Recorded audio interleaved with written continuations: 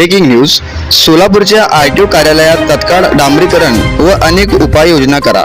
सोलापुरात गेल्या 4 दिवसापासून पाऊस जोरात असल्यामुळे आरटीओ कार्यालयात 2 व्हीलर, 3 व्हीलर व 4 व्हीलर गाड्याची ट्रायल घेण्याच्या मैदानावर खूप मोठा चिखल झाला आहे. आरटीओ कार्यालयात विविध तालुक्यामधून लोक पासिंगसाठी व लायसन्सच्या ट्रायलसाठी येतात, परंतु ट्रायलच्या ठिकाणी चिखल असल्यामुळे आरटीओ कार्यालयाचे अधिकारी ट्रायल घेऊन पासिंग करत नाही. त्यामुळे अनेक नागरिकांना खूप मोठा त्रास होत आहे. आरटीओ कार्यालयात लायसन्स व ट्रायलच्या मैदानावर तात्काळ डांबरीकरण व अनेक उपाययोजना करा म्हणून मानवाधिकार संरक्षण संघटनेच्या वतीने सोलापूर जिल्हाधिकारी यांच्याकडे निवेदन देण्यात आला. यावेळी मानवाधिकार संरक्षण संघटनेचे महाराष्ट्र प्रदेशाध्यक्ष सादिक शेख, राज्य अध्यक्ष प्रदेश संपर्क प्रमुख महबूब कादरी, सामाजिक संरक्षण विभाग प्रवीण चंदेकर, जिल्हाध्यक्ष चांदसाब मुजावर, शहराध्यक्ष अजर बिजापुरे, गजानन लोणार, राजेश पाटील उपस्थित होते. अधीक्षक मानवाधिकार संरक्षण संघटना महाराष्ट्र प्रदेश अध्यक्ष. आज या ठिकाणी सोलापूरचे जिल्हाधिकारी यांना एक आम्ही विनंतीचं निवेदन दिलेलं आहे. कारण सोलापूर शहरात गेल्या 4 दिवसापासून खूप जोरात पाऊस सुरू आहे. असं असताना सोलापूर शहरातील आरटीओ कार्यालय या ठिकाणी 2 व्हीलर, 4 व्हीलर, 3 व्हीलर व लायसन्स काढण्यासाठी येणाऱ्या लोकांना खूप मोठी प्रॉब्लेम होत आहे. मुळात प्रॉब्लेम म्हणजे काय, आरटीओ कार्यालयाची जी ऑफिशियल वेबसाईट आहे त्या वेबसाईटवर अपॉइंटमेंट म्हणून 2 व्हीलर, 3 व्हीलर आणि 4 व्हीलरच्या गाड्यांच्या लायसन्ससाठी आणि पासिंगसाठी येणाऱ्या लोकांना अपॉइंटमेंट दिली जातात. परंतु सोलापूरच्या आरटीओ कार्यालयाच्या अधिकाऱ्यांना आरटीओ कार्यालयामधली सगळी परिस्थिती माहीत आहे, परंतु त्या परिस्थितीला बघून सुद्धा आरटीओ कार्यालयाचे अधिकारी त्या वेबसाईटवर एक रिपोर्ट करत नाही की 4 ते 5 दिवस तुम्ही वेबसाईट बंद ठेवा. कारण वेबसाईट चालू असल्यामुळे सोलापूर जिल्ह्यातील बार्शी, अक्कलकोट, पंढरपूर अनेक तालुक्यामधून लोक या ठिकाणी पासिंगसाठी आणि लायसन्ससाठी येतात.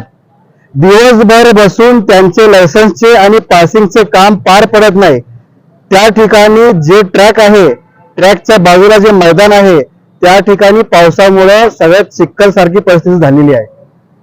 सध्या आज बघितलं गेलं तर 4 दिवस गेले, 4 दिवस होत आहे, परंतु आज पण तेच परिस्थिती त्या ठिकाणी निर्माण झालेली आहे.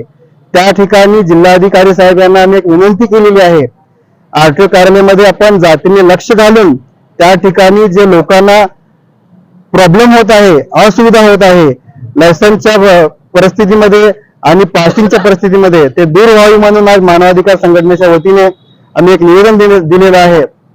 आरटीओ ऑफिस मार्फत अनेक तक्रारी आमच्या संघटनेला आलेल्या आहे.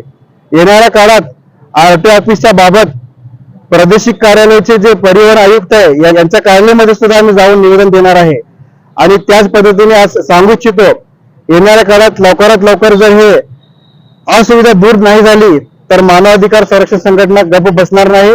आरटीओ कार्यालय समोर येऊन आंदोलन करणार हे आपल्या चॅनलच्या माध्यमातून इशारा देतो. जय हिंद, जय महाराष्ट्र.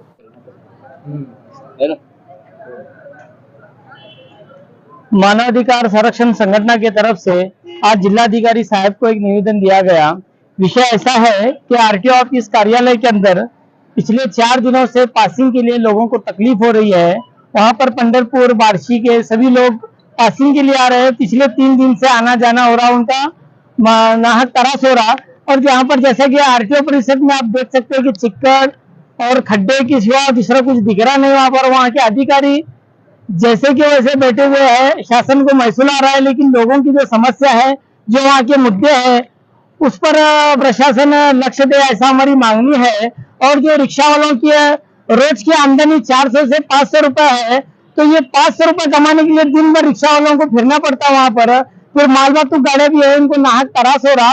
3-4 दिन से लोग वहां पर जा रहे और वापस आ रहे और उनकी गाड़ी की पासिंग हो रही है. और यहाँ पर रोड पर वाहतूक शाखे वाले 500-500 रुपए का दंड, 1500 की पावती बना रहे.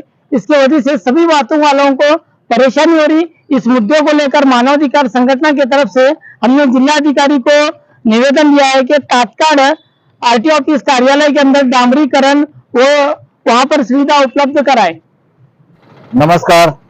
आज दिनांक 26 जुलै 2024 मानवाधिकार संरक्षण संघटना महाराष्ट्र या संघटनेच्या वतीने सोलापूर शहर जिल्हा अधिकारी यांना एक निवेदन मानवाधिकार या हेतूने देण्यात आलं.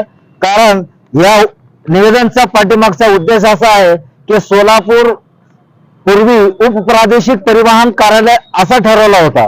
आज प्रादेशिक परिवहन कार्यालय झाला असता आज या कार्यालयाची अवस्था पाहण्यासारखी असून गेल्या 4 दिवसापासून किंचित 2 मिलीमीटर पाऊस झाला असता ते सोलापुरात 4 दिवस झाले प्रादेशिक परिवहन कार्यालयाने आपला कामकाज बंद ठेवलेले आहे.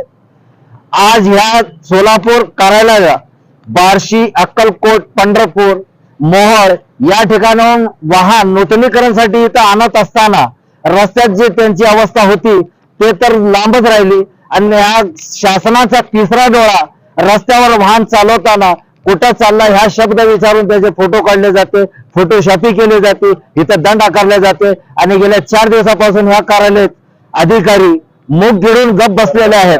कारण ह्या कार्यालयाच्या ग्राउंड मधील जी अवस्था आहे ते फार बिकट झाली असून गाड्या नूतनीकरण होईना. 4 दिवसापासून दररोज रिक्षावाला सकाळी 8 वाजता येत आहे, संध्याकाळी 5 वाजेपर्यंत त्याचं काही सनिशा न होता वापस परत घरी जात आहे. त्या उदरनिर्वाह हातावरचा पोट असलेले रिक्षा चालक करावं काय हे विचाराने आज आम्ही जिल्हाधिकारी साहेबांना एक विनंतीचं निवेदन दिलेलं आहे की आपण ह्या ठिकाणी जातीने लक्ष देऊन ह्या कार्यालयाची समस्या या रिक्षा चालकांच्या या सोलापूरच्या नागरिकांच्या समस्या जाणून घेऊन त्यातलं निवारण करण्यात यावं एवढंच मी सांगतो. माझे 2 शब्द संपवतो. जय हिंद, जय महाराष्ट्र. जय